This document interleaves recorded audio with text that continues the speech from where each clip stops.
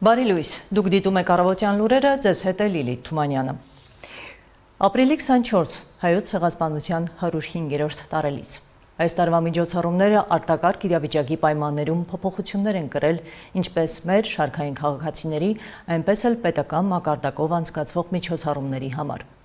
Արտակարգ դրությամբ պայմանավորված կառավարությունը ապրիլի 21-ից 25-ը մինչև ժամը 22:00 փակել է Ծիծեռնակաբերդի հայոց ցեղասպանության հուշահամալիր տանող հետիոտնի և տրանսպորտային միջոցառումների համար նախատեսված բոլոր ճանապարհները։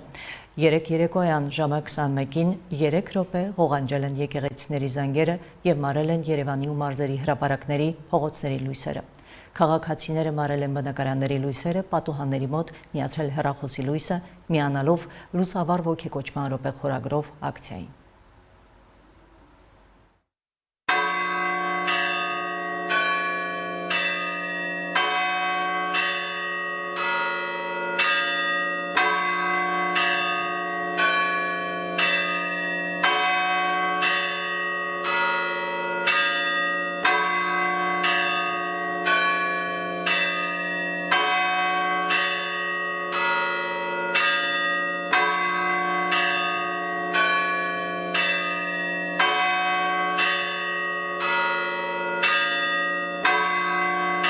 Վաղ առավոտից հուշահամալիր են այցելել Հայաստանի Հանրապետության նախագահը, վարչապետը, ազգային ժողովի նախագահը, ամենայն հայոց կաթողիկոսը,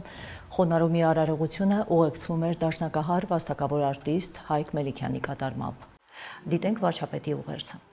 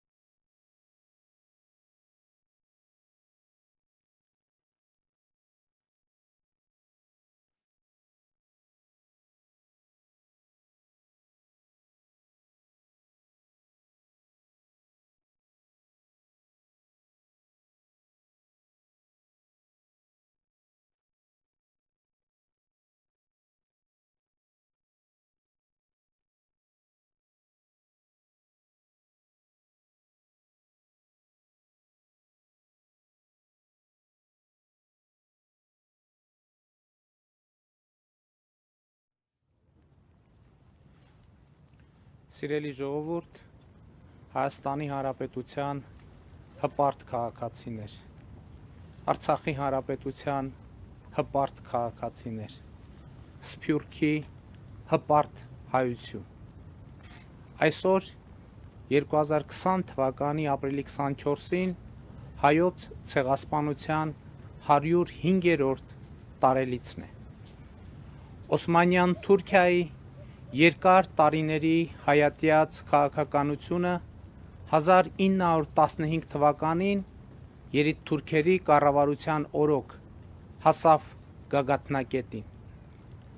Տարիներ տևած և պետական որոշմամբ իրականացված ցեղասպանության հետևանքով Արևմտյան Հայաստանը ամբողջությամբ հայաթափվեց։ 1,5 միլիոն մեր հայրենակիցներ սպանվեցին, 100 հազարավոր հայեր դարձան գաղթական, զրկվելով իրենց պատմական հայրենիքում ապրելու իրավունքից։ Հայոց ցեղասպանության մեծ եղերնի հետևանքով հայ ժողովուրդը ոչ միայն ահռելի մարդկային կորուստներ կրեց, այլև ենթարկվեց հայրենազրկման եւ մշակութային ջարդի։ Անդառնալի էին մեր ժողովրդի հոգևոր եւ կրոնական ժառանգության կորուստները։ Հսկայական էին նրա նյութական վնասները։ Օսմանյան կայսրության իշխանությունների իրականացրած հայոց ցեղասպանությունը ոչ միայն մեր ժողովրդի ինքնության, այլև ողջ մարդկային քաղաքակրթության դեմ ուղղված հանցագործություն էր։ Իսկ 1915 թվականի ապրիլի 24-ը դարձավ այս ողջ գործընթացի ամենաուժեղ խորհրդանիշը, որովհետև այդ օրը հարյուրավոր հայ մտավորականներ, կրոնական ու քաղաքական գործիչներ երիտթուրքերի կառավարության հրամանով ձերբակալվեցին, աքսորվեցին, սպանվեցին կամ անհետ կորան։ Արդեն 55 տարի ապրիլի 24-ին մենք ոգեկոչում ենք հայոց ցեղասպանության զոհերի հիշատակը։ Առաջին անգամ 1965 թվականին էր, երբ հազարավոր հայեր մայրաքաղաք Երևանում այդ օրը հիշատակի զանգվածային միջոցառում իրականացնելու հնարավորություն ստացան։ Եվ սա կապված էր ոչ միայն Խորհրդային Միությունում ջերմացման ժամանակաշրջանի, այլև այն փաստի հետ, որ 1946-49 թվականներին շուրջ 100,000 հայեր, հիմնականում հայոց ցեղասպանության զոհերի հետնորդներ, հայրենադարձվեցին Հայաստան, դարձան խորհրդային Հայաստանի լիարժեք մասը, բորբոքելով այստեղ անթեղված ցավը, հիշողությունը, կարոտը։ Խորհրդային Հայաստանի իշխանությունը ապրիլի 24-ը ցեղասպանության զոհերի հիշատակի օր հայտարարելու եւ Ծիծեռնակաբերդում ցեղասպանության զոհերի հուշահամալիր կառուցելու որոշում կայացրեց։ Եվ այս վեհաշուկ կոթողը դարձավ մեր ժողովրդի հավերժության ամենապերճախոս խորհրդանիշերից մեկը։ Այդ նույն ժամանակաշրջանում հայոց ցեղասպանության ճանաչման ուղղված շարժում սկսվեց նաև հայկական Սփյուռքի գաղթօջախներում։ Այդ շարժումը, որը տասնամյակներ շարունակ անձնվիրաբար ղեկավարում են Սփյուռքի քաղաքական եւ հասարակական կառույցները, հետողողական եւ անխոնջ քայլերի շնորհիվ բազմաթիվ երկրներում պսակվեց հաջողությամբ։ Այսօր հայոց ցեղասպանությունը պաշտոնապես ճանաչել են աշխարհի 30 երկրներ եւ մենք երախտապարտ ենք բոլոր այն պետություններին, միջազգային կառույցներին, հոգեվոր եւ աշխարհիկ առաջնորդներին, ովքեր իրենց համերաշխությունն են հայտնում հայ ժողովրդին, ճանաչում եւ դատապարտում են հայոց ցեղասպանությունը։ Սիրելի հայրենակիցներ, այսօր մեր ժողովրդի զավակները աշխարհի բոլոր անկյուններում ոգեկոչում են հայոց մեծ եղեռնի անմեղ զոհերին։ Ինչու մեկ դար անց չեն մարում մեր զգացմունքները, իսկ մեր սրտերում էլ ավելի վառ է այրվում հիշատակի ճրագը։ Պատասխանը պարզ է։ Անցել է մեկ դարից ավելի, սակայն չեն վերացված ցեղասպանության հետևանքները։ Առ այսօր Թուրքիան կատարվածի համար որևէ զղջում չի հայտնել, ներողություն չի հայցել։ Դա է պատճառը, որ մենք այսօր հայտարարում ենք, հիշում ենք եւ պահանջում։ Ընդ որում հայոց ցեղասպանության ճանաչումը մենք համարում ենք ոչ միայն մեր ազգային, այլև համամարտկային օրակարգի հարց, որովհետև ապրիլի 24-ը ոչ միայն մեր անմեղ զոհերի խնկարկման օր է, այլ նաև մարդկության դեմ ուղղված ծանրագույն հանցագործության,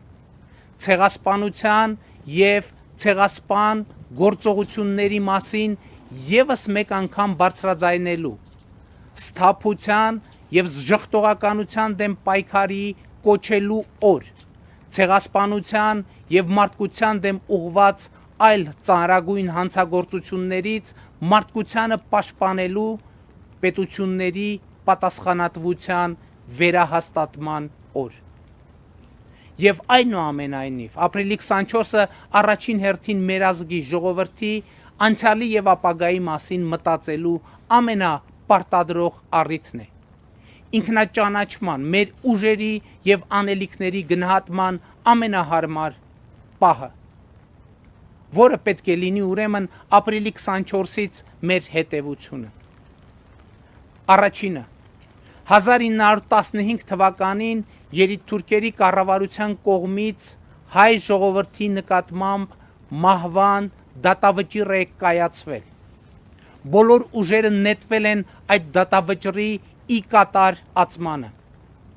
1.5 միլիոն հայի նկատմամբ այդ դատավճիռը ի կատար է ածվել, բայց հայ ժողովրդի նկատմամբ ի կատար ածել չի հաջողվել։ 1.5 միլիոն մեր սրբադասված նահատակները ըստ այդմ ավելի են ուժեղացրել ապրելու, արարելու, հզորանալու, հիշելու եւ պահանջելու մեր կամքը, եւ հայ ժողովուրդը հաղթել է մահվանը։ Երկրորդ եւ նույնքան կարեւոր հետեւությունը հետեւյալն է։ Նախորդ դարասկզբին մեր ժողովրդին նետված մարտահրավերները այսօր էլ գոյություն ունեն։ Եվ այդ մարտահրավերներից ոչ թե մազապուրծ լինելու, այլ դրան արդյունավետ կերպով դիմակայելու միակ միջոցն ու գործիքը ուժեղ պետականությունն է, հզոր պետությունը, այնպիսի Հայաստանը, որը պատրաստ է դիմակայել անվտանգության բոլոր սպառնալիքներին։ Այո, մենք պետք է ջանք չխնայենք տարածաշրջանում երկարատև եւ կայուն խաղաղություն հաստատելու։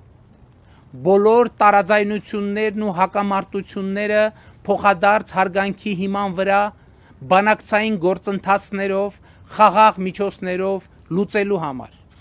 Բայց այսպիսի արդյունքի հասնելու իրական հնարավորություն կարող է ստեղծել միայն ինքը իրեն պաշտպանելու ընդունակ, արժանապատիվ եւ ինքնիշխան պետությունը։ Այո, մենք չպետք է ջանք խնայենք, որ մեր դաշնակիցների հետ մեր հարաբերությունները խորանան, դառնան ավելի ինստիտուցիոնալ եւ հուսալի, աշխարհում մեր բարեկամների թիվը շատանա, բայց այսպիսի արդյունքի հասնելու իրական հնարավորություն կարող է ստեղծել միայն ինքը իրեն պաշտպանելու ընդունակ, արժանապատիվ եւ ինքնիշխան պետությունը։ Իսկ ինքը իրեն պաշտպանելու ընդունակ, արժանապատիվ եւ ինքնիշխան պետություն ունենալու համար մեզ հարկավոր է ժամանակակից բոլոր չափանիշներին համապատասխանող կրթական համակարգ, դինամիկ զարգացող բարձր տեխնոլոգիական տնտեսություն, ռազմարդյունաբերական կայացած համալիր, հզոր բանակ եւ հատուկ ծառայություններ։ Իսկ այսպիսի արդյունքի հասնելու համար հարկավոր է համահայկական ամբողջ ներուժի համախմբումը։ Համահայկական ներուժի Հայաստանի պետականության շուրջ համախմբման միջոցով, այնպիսի համախմբման միջոցով է հնարավոր դա անել, որը կդառնա մեր պետականության գիտական, դիվանագիտական, տնտեսական առաջընթացի խթան ու երաշխավոր։ Այս գործնական խնդիրը լուծելու համար մենք պետք է կարողանանք ձևակերպել մեր ազգային հայեցակարգը, մեր ազգային գաղափարախոսությունը, տեսլականը, որը համազգային համաձայնություն կձևավորի մեր ազգային արժեքների, ազգային նպատակների եւ ազգային ռազմավարության շուրջ, որը մեր ինքնությունը պաշտպանելու, պահպանելու, զարգացնելու, ժամանակակից աշխարհի եւ առավել եւս վաղվա աշխարհի պայմաններում ել ավելի կենսունակ ու մրցունակ դարձնելու երաշխիքներ կստեղծի։ Առաջիկայում հենց այսպիսի հայեցակարգի եւ ռազմավարության նախագիծ կներկայացնեմ համահայկական քննարկման։ Սիրելի հայրենակիցներ, այս տարի ապրիլի 24-ը մենք դիմավորում ենք բացառիկ պայմաններում։ Նոր տիպի կորոնավիրուսի համավարակը բոլորիս դրել է աներևակայելի մի իրավիճակում, երբ 55 տարի շարունակ տեղի ունեցող ապրիլ 24-յան երթը 100 հազարավոր քաղաքացիների մասնակցությամբ պիտի տեղի չունենա այս տարի, որովհետև դա համաճարակային ընթացիկ լարված իրավիճակը չվատթարացնելու պարտադիր եւ անխուսափելի պայման է։ Նախ ուզում եմ շնորհակալություն հայտնել մեր բոլոր հայրենակիցներին կառավարության այս որոշմանը ըմբռնումով վերաբերվելու համար։ Հարկ է արձանագրել, որ նմանատիպ իրավիճակում են նաև Սփյուռքի մեր հայրենակիցներ, ովքեր կրկին կորոնավիրուսի համավարակի պատճառով չեն իրականացնելու աշխարհի տարբեր երկրներում ավանդաբար տեղի ունեցող բազմահազարանոց երթերը, հիշատակի բազմամարդ միջոցառումները։ Բայց ճգնաժամային այս իրավիճակում մենք փորձել ենք գտնել ապրիլ 24-յան հիշատակի միջոցառումներին նույնիսկ ավելի մեծ մասշտաբ հաղորդելու եւ ընդգրկում տալու հնարավորություն։ Եվ այս տարի միլիոնավոր մարդիկ աշխարհի տարբեր հատվածներից ապրիլ 24-յան երթին մասնակցելու հնարավորություն կունենան, որովհետև այս տարի երթը տեղի կունենա վիրտուալ տարածքում։ Երթին մասնակցելու համար պետք է շարունակեք մնալ տանը եւ պարզապես այս պահից սկսած ձեր անուն, ազգանունը ուղարկեք 1915 կարճ համարին, եթե Հայաստանում եք, եւ +3 74 33 19 1500 համարին, եթե արտերկրում եք, ինչը կնշանակի, որ այսօր երեկոյից մինչև լուսաբաց ձեր անունները կարտապատկերվեն Ծիծեռնակաբերդի հուշահամալիրի սյուների վրա։ Վիրտուալ երթը կմեկնարկի երեկոյան ժամը 22-ին եւ կշարունակվի մինչև լուսաբաց, եւ նրան մասնակցելու հնարավորություն ունեն նաեւ ձեր հազարավոր օտարերկրացի ընկերները, ծանոթները։ Սիրելի հայրենակիցներ, ապրիլի 24-ը երկար տարիներ մեր ազգային միասնության, համախմբման, կարգապահության խորհրդանիշ է եղել եւ այսօր այս խորհրդանիշը պետք է արտահայտվի շատ ավելի ուժեղ, լինի շատ ավելի տեսանելի եւ համոզված եմ այդպես էլ կլինի։ Եվ ուրեմն կեցցե ազատությունը, կեցցե Հայաստանի Հանրապետությունը, կեցցե Արցախի Հանրապետությունը, կեցցե հայկական Սփյուռքը եւ կեցցեք մենք եւ մեր երեխաները, որ ապրում ենք եւ ապրելու ենք ազատ եւ երջանիկ Հայաստանում։ Հիշում ենք եւ պահանջում։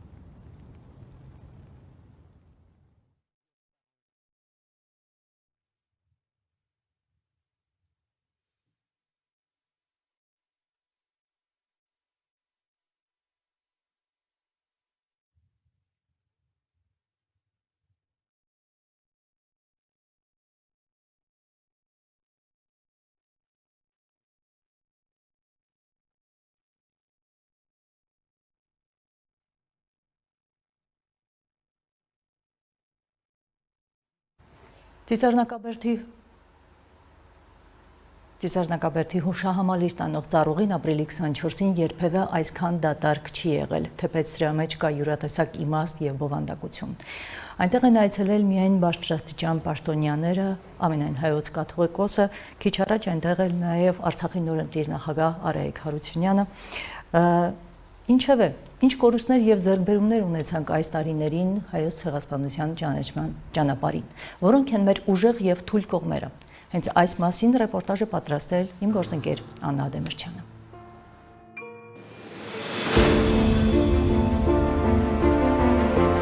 Հայոց ցեղասպանության ճանաչման խնդիրը վերջին 20 տարիներին եղել է հայկական պետականության արտաքին քաղաքականության առանցքում, տարիներ շարունակ արվել են քայլեր, որոնց արդյունքները երևում են ավելի ուշ եւ այդ պայքարում ակտիվ դերակատարում ունի հայկական Սփյուռքն ու Սփյուռքի տարբեր կառույցներ։ Այն ծրագրերը, որ տարիներ շարունակ իրականացվել են Հայաստանի արտգործնախարարությունում, այն քաղաքական գիծը, որ եղել է, որոշակի շարունակություն ունի նաև այսօր, չնայած մեր մասնագետները դա համարում են իներցիոն։ Վերջին 2 տարիներին տեղի ունեցած կարևոր ձեռքբերումն այս ուղղությամբ ԱՄՆ ներկայացուցիչների պալատի եւ Սենատի կողմից ընդունված հայոց ցեղասպանությունը ճանաչող 2 բանաձևերն էին։ Այլ առանձնահատուկ դրսևորումներ հայոց ցեղասպանության միջազգային ճանաչման հետ կապված վերջին 2 տարվա ընթացքում մասնագետները չեն մատնանշում։ Լինում են դեպքեր, երբ առանձին դերակատարներ կարողանում են դրական կամ բացասական ազդեցություն ունենալ այդ process-ների վրա եւ չեն բացառում նաեւ մարդկային գործոնը, մանավանդ որ այսօրվա կառավարության մեջ առանձին ոլորտներում կան մարդիկ, որոնք այդ հարցի շուրջ ավելի այլ մոտեցում ունեն, չմոռանանք, որ կան մարդիկ, որոնք առաջին նախագահի շրջապատից են տարբեր ոլորտներում եւ ազգային ժողովում եւ կառավարությունում, իսկ առաջին նախագահի մոտեցումները եւ այդ շրջանակի մոտեցումները ավելի տարբերվում էին ցեղասպանության հարցում որպես արտաքին քաղաքական այսպես ուղենիշ դնելու դրա համար միգուցե նաեւ այսպես եւ խորհրդարանական մակարդակում եւ այլ որոշակի պասիվություն կարող ենք պայմանավորել նաեւ անձերով, բայց ես կարծում եմ կարևորը այն է, որ մենք սա պետք է դիտարկենք այս խնդիրը որպես համազգային հարց եւ այստեղ անջրպետներ դնել իշխանությունների, քաղաքական կողմնորոշումների, այսպես միջև բաժանումներ անելը անթույլատրելի է։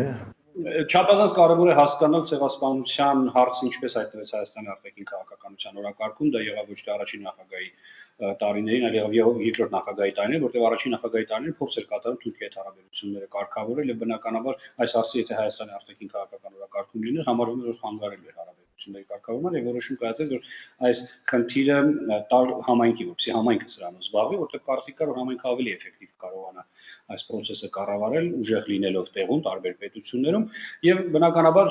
հետո արդեն իշխանապողությունից հետո 98 թվականի այս հարցը ցեղասպանության ճանաչման հարցը եկավ օրակարգ եւ երկու հիմնական պատճառ կար ինչի էր ցեղասպանությունը ճանաչվում դա աշխարհակաղակական շահերն էին ենթադրենք Թուրքիային ճնշելու համար Թուրքիայի դեմ օգտագործելու համար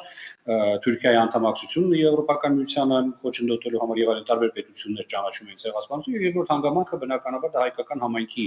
ակտիվ աշխատանքներ, որը որ նաև իր դրական արդյունքները տալիս է։ Բանաձևերը, որոնք ընդունվեցին, չնայած դրանց բովանդակային նմանություններին, իրավական պարտադիր ուժ չունեն։ Դրանք ընդհանրապես բանաձևեր էին, հայտարարություն, հետևաբար Միացյալ Նահանգների նախագահը դրանք ստորագրելու որևէ պարտավորություն չունի։ Եվ այսօր բանաձևերի ընդունումից հետո Միացյալ Նահանգների նախագահն առաջին անգամ ուղերձով կդիմի հայ ժողովրդին։ Միանշանակորեն պետք է այդ դափնիները վերապահել կամ տրամադրել մեր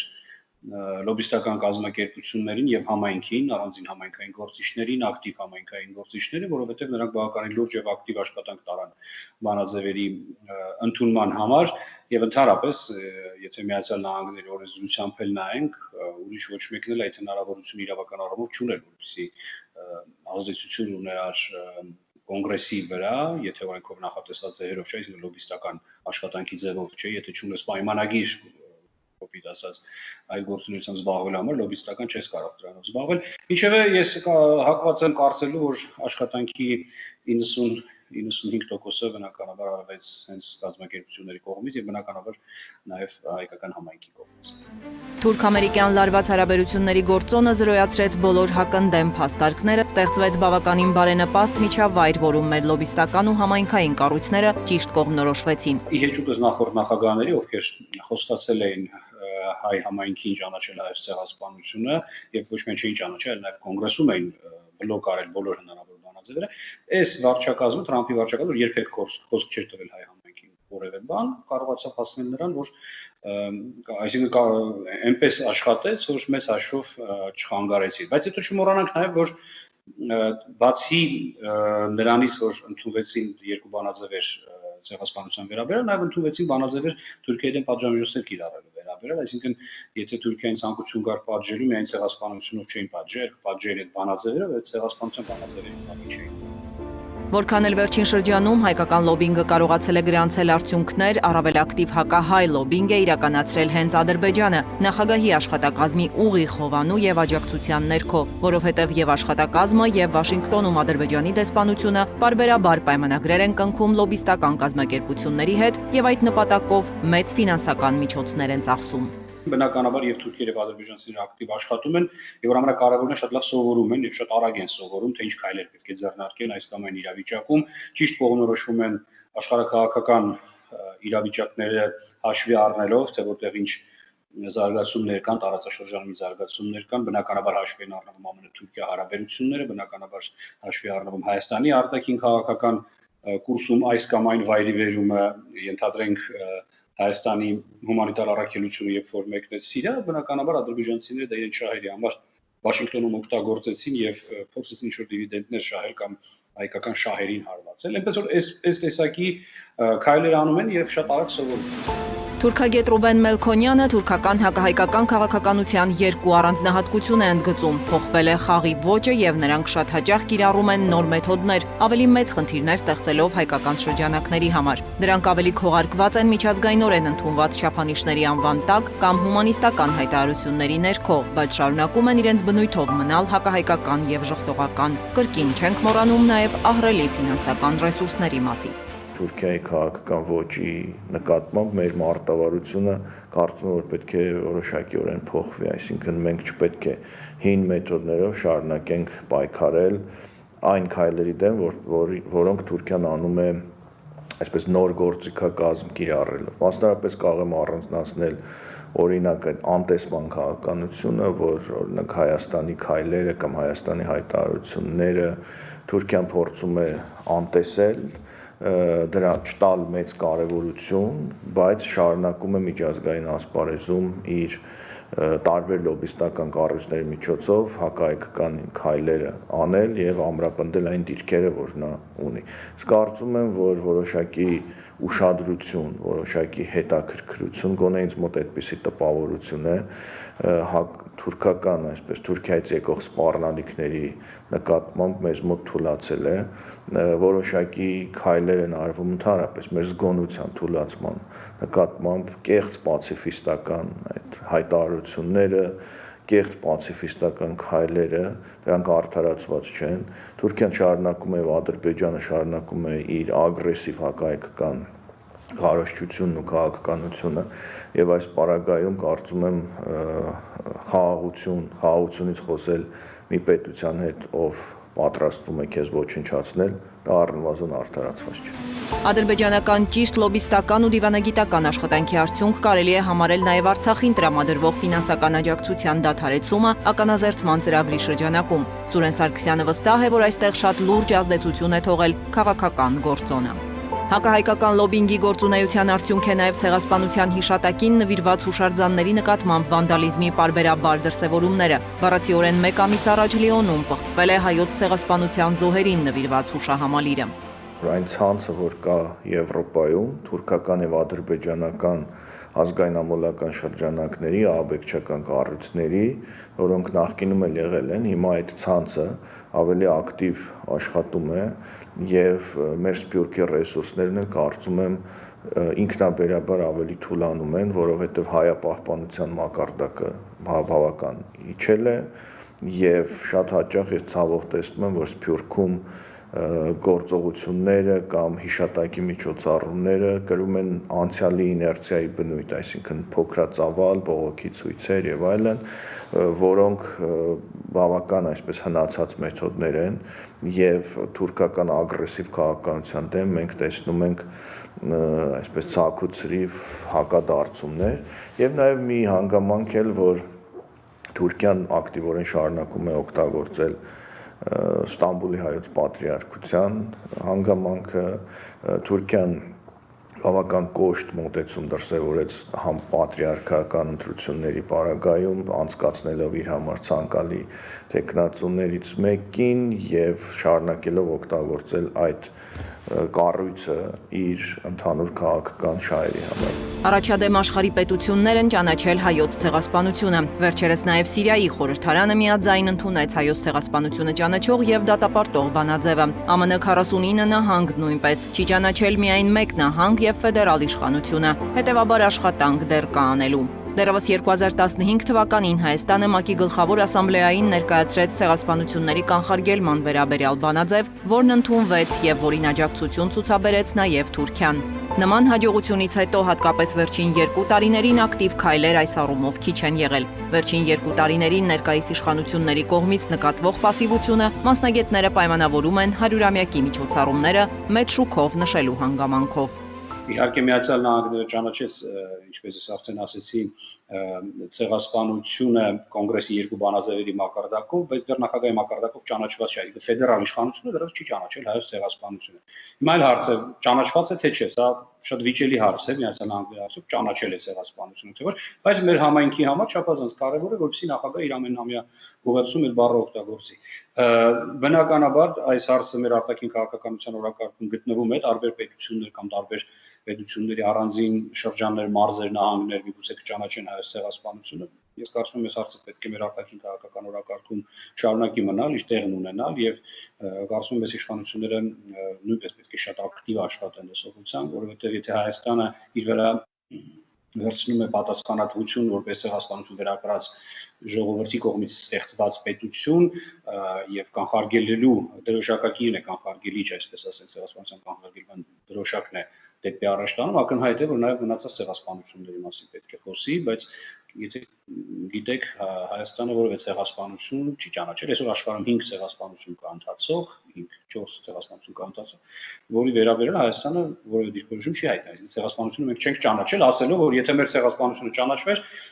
հոլոկոստը չէր լինի։ Անկախացումից ի վեր Հայաստանի բոլոր նախագահներն էլ պաշտոնը ստանձնելուց հետո պաշտոնական այցով եղել են Միացյալ Նահանգներում։ Վերջին 2 տարում Հայաստանի Հանրապետության բարձրաստիճան պաշտոնյաները Միացյալ Նահանգներում չեն եղել պաշտոնական որևէ այցով, բացակայում է համագործակցության փոխադարձ ընկալելի օրակարգը։ Մինչ օրս իշխանապողությունից հետո ցավոք սրտի Հայաստանի որևէ բարձրաստիճան պաշտոնյա հանդիպում չի ունեցել Թրամփի վարչակազմի հետ, այսինքն Թրամփ-Փաշինյան հանդիպում չի եղել, պետքարտուղար ԱԳ նախարար հանդիպում չի եղել, պաշտպանության քարտուղար պաշտպանության նախարար հանդիպում չի եղել, նույնիսկ այդ դեպքում, որ այս պաշտոնյաները եղել են Վաշինգտոնում, եղել են Միացյալ Նահանգներում, բայց իրենց գործընկերները, իրենց հավասար, այսպես ասենք, գործընկերները իրենց հետ չեն հանդիպումներ չեն ունեցել, եղել է նաև տրանսպորտի եւ կապի նախարարի այցելությունը նույնպես իր գործընկերոջ հետ չի հանդիպել, անվտանգության խորհրդի քարտուղարի այց է եղել նույնպես իր ընտեղի գործընկերոջ հետ նա չի հանդիպել։ Այնպես որ այս process-ը կա եւ սա խնդիր է, ես համարում եմ, որ սա խնդիր է, որովհետեւ բարձր մակարդակի շփումների բացակայությունը խոսում է, այսինքն այն հարցի պատասխանն է, որը դուք տալիս եք, չկա ուրեմն օրակարգ, չկան օրակարգային այնպիսի հարցեր, որոնք երկու պետությունների համար այնքան կարևոր են, որ արժանի են առաջին դեմքերի հանդիպումների։ Թեև այսօր Ծիծեռնակաբերդի բարձունքը բոլոր տարիների պես մարդաշատ չէ, սակայն ամեն հայի մտքում ու սրտում չի լռում պահանջատիրությունը։ Հիշում եմ ու պահանջում։ Աննա Դեմիրճյան, Artnews։ Հայաստանին ցեղասպանության հարցում աջակցում են այն երկրները, որոնք խնդիր կամ հակասող շահեր ունեն Թուրքիայի հետ։ Վերջիվերջո հասկանալի է, քաղաքականությունը առաջին հերթին շահեր են։ Ամեն տարի ապրիլից ապրիլ մենք պահում ենք շունչներս հույս ունենալով, որ Միացյալ Նահանգները կամ որևէ այլ երկիր, նահանգ, քաղաք կճանաչեն հայոց ցեղասպանությունը։ Քանի անգամ ենք սրտնեղել, երբ հասկացել ենք, որ Միացյալ Նահանգների կոնգրեսը ցեղասպանության մասին բանաձևը իր ազգային շահերից ելնելով է ընդունել։ Այնինչ պետք է լինել ազնիվ եւ խոստովանել, միջազգային հարաբերությունները հիմնված են ազգային շահերի վրա, անգամ եղբայրություն եւ նմանատիպ իդեալները միջազգային ապագայում եւ ասպարեզում սեփական շահը առաջ տանելու գործիքներ են։ Առհասարակ միջազգային հարաբերություններում քաղաքական ազգերը մյուսների հետ շահերի համընկնումներ են փնտրում եւ որոնում, որոնց հիմա վրա էլ դաշինքներ են կնքում։ Մենք չենք կարող սпасել ավելին, եթե չունենք նոր կամ թարմացված ռազմավարություն, այլ հենվում ենք զուտ սփյուռքի ներուժի եւ պատմական հիշողության վրա։ Այժմ կարճ միացումով վերադառնանք դեպի Ծիծեռնակաբերդի հուշահամալիր, այնուհետև շարունակենք թողարկումը։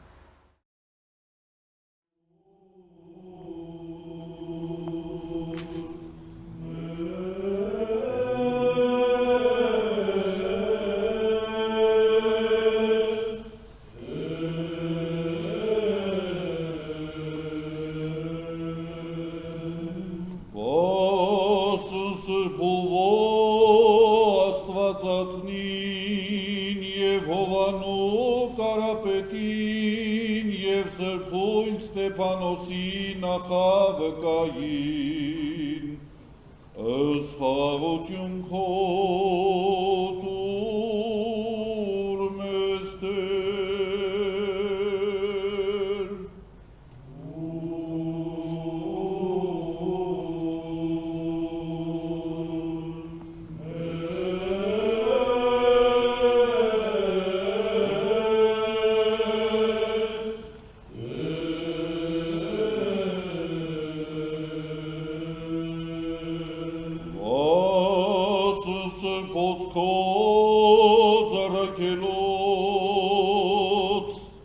Մարգարեից վարդապետած,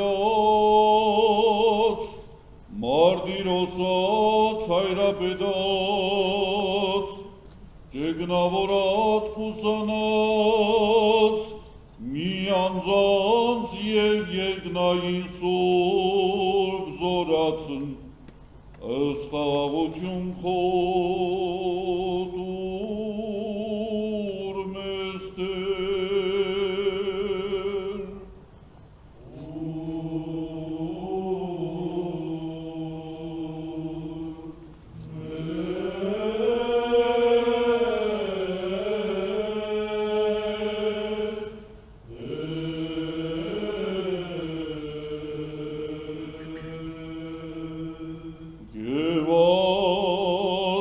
Նախկին լուսավորչացն մերոց, Թադեոսի և Բարթովիմեոսի առաքելոցն, և Սրբոց Հակոբյանց երջանիկ առաքելոցն,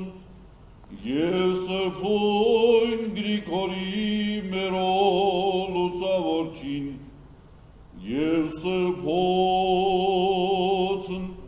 Ագոբամցնա հայրապետին,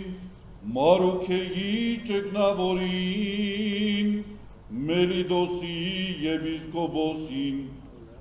և Վարդանակ հաջամարտիկ, և Գևորգանտի զորավարացն, բարեխոսությամբ, իշադագավ և աղոթյուկ, Սրբոց նահատակացն, որ կատարեցան հնդացս, հայոց ցեղասպանության, վասն հավատո և վասն այրենյաց, որո այսօր է հիշադակ, ըստ խաղաղություն և ձերքնային մեծ ողորմություն քո, պարգևյա մեզ մարդասեր Տեր։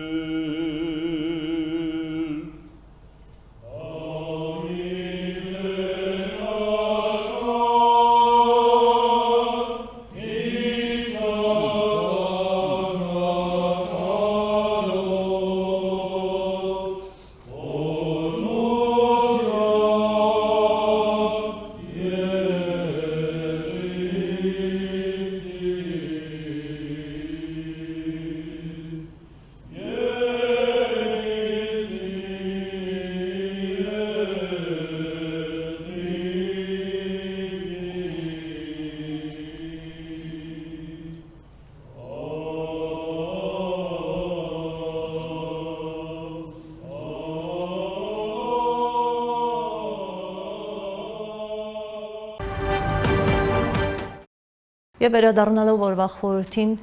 եւ ամփոփելով թողարկումը կարելի ասել հետեւյալը. Ցեղասպանության վիշտը շատ անձնական երևույթ է։ Ոմանց համար վիշտել չէ ուղղակի մի օր, երբ արևածաղկի ռազմավարական պաշարով եւ ընկերուհու ուսին հենված երիտասարդությունը ասել խոսել ծիծաղելով զբոսնում է հուշահամալիրի մոտ։ Ոմանց համար սա պատմական հիշողություն է, տեղահանված նախնիների մասին հիշատակ։ Նախնիներին բնաջնջածներին ներել չներելը նույնպես շատ անձնական է։ Քեզ ցեղասպանողին եւ հայրենազրկողին ներելը ինքնամխիթարանք է։ Ներել մեկին, ով չի զղջում արածի համար, իսկ առաջին հարմար պահին կկրկնի արածը դժվար է պատկերացնել։ Ներողությունը սեփական ուժով եւ մրցունակությամբ են պարտադրում։ ոչ թե դիմացինին համոզելով, նրանից բարի կամքի ժեստեր ակնկալելով։ Ծիծեռնակաբերդի Լուիսի Սյունը շատ զուսպ էր, իր պարզության եւ համեստության մեջ ավելի ճոխ եւ խոսուն։ Այսօր սովորեցինք ավելի զուսպ լինել, գերադասելով բովանդակությունը ձևին։ Հիշում եմ եւ պահանջում։